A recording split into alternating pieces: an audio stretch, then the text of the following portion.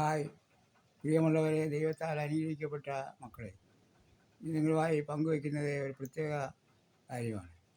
ഇന്ന് നമ്മളെല്ലാം ഈ ഭൂമിയിൽ ജനിച്ചു വളർന്നു കുറച്ചു കാലത്തേക്കുള്ള ഈ ജീവിതം, ഇവിടെ താൽക്കാലികമായ ഈ ജീവിതത്തിൽ നിന്ന് നമ്മൾ വിട്ടുപോകേണ്ടതാണ്. ഈ ജീവിതത്തിന് മുമ്പ് നമ്മൾക്ക് നിത്യമായ ഒരു പാർപ്പിട സ്വർഗത്തിലുണ്ട്. അവിടെ ചെന്ന് നമുക്ക് സ്വർഗരാജ്യത്തിന് അവകാശികളാവാൻ എന്ത് ചെയ്യണമെന്ന് നമുക്ക് ആർക്കും ചിലർക്ക് അറിഞ്ഞു. ഈ ജീവിതം താൽക്കാലികമാണ്. ഈ കാണുന്നതെല്ലാം നമ്മൾ വിട്ടുപിരിഞ്ഞ് പോകണം. ദൈവത്തിൻ്റെ അടുക്കലാണ് ഇനി അവസാനത്തെ ജീവിതം.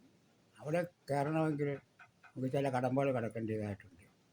അതിനാണ് ധനവാനായ ഒരു മനുഷ്യൻ യേശുവിനോട് ചോദിച്ചു, നിത്യജീവനെ അവകാശമാക്കുവാൻ ഞാൻ എന്ത് ചെയ്യണം? അന്നേരം കർത്താവ് പറഞ്ഞത്, ഈ 10 കൽപ്പനയിലുള്ള കാര്യങ്ങളെല്ലാം ചോദിച്ചു. അതെല്ലാം അവൻ ചെറുപ്പം മുതലേ ചെയ്തു വരുന്നത്. മാതാപിതാക്കളെ ബഹുമാനിക്കുന്നു, ദാനം ചെയ്യുന്നു, എല്ലാം ചെയ്യുന്നു. ഇനി എല്ലാ 10 കൽപ്പനയിലുള്ള കാര്യങ്ങളെല്ലാം അവൻ അനുഷ്ഠിക്കുന്നുണ്ട്. പക്ഷേ കർത്താവിനെ നോക്കിയിട്ട് പറഞ്ഞു, ഇനി നിനക്ക് ഒരു കുറവുണ്ട്. നിനക്കുള്ളതെല്ലാം വിറ്റ് ദരിദ്രർക്ക് കൊടുക്കുക.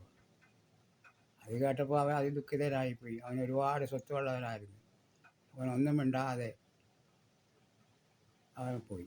ആ പോയെന്ന് കണ്ടിട്ട് യേശുതമ്പുരാൻ അരുളി ചെയ്തു, ധനവാൻ സ്വർഗരാജ്യത്തിൽ കിടക്കുന്നതിനേക്കാൾ എളുപ്പത്തിൽ ഒട്ടകം സൂചിക്കുഴലിലൂടെ കിടക്കും. അതുകൊണ്ട് പ്രിയമുള്ളവരെ, ധനവും മോഹവും, ധനവും സ്വത്തും വകയും ഇവിടെ കളഞ്ഞിട്ട് നമ്മൾ പോകേണ്ടവരാണ്. അതുകൊണ്ട് നമുക്ക് നിത്യജീവനെ അവകാശമാക്കണമെങ്കിലും സ്വർഗരാജ്യത്തിൽ നമുക്ക് പ്രവേശിക്കണമെങ്കിലും ഇതിന് നമ്മൾക്ക് പരമാവധി ദാനം ചെയ്യണം. പാവങ്ങൾക്ക്, ഇല്ലാത്തവർക്ക്, ഉള്ളവർക്ക് കൊടുക്കണ്ട, ഇല്ലാത്തവർക്ക് നമ്മളാൽ കഴിയുന്നത് സഹായം ചെയ്യുക. എങ്കിലേ നമുക്ക് നിത്യജീവൻ അവകാശമാകാൻ സാധിക്കുകയുള്ളൂ.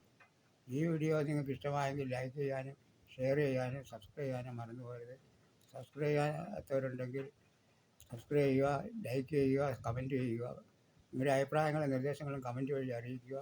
എല്ലാവർക്കും നന്ദി, നമസ്കാരം.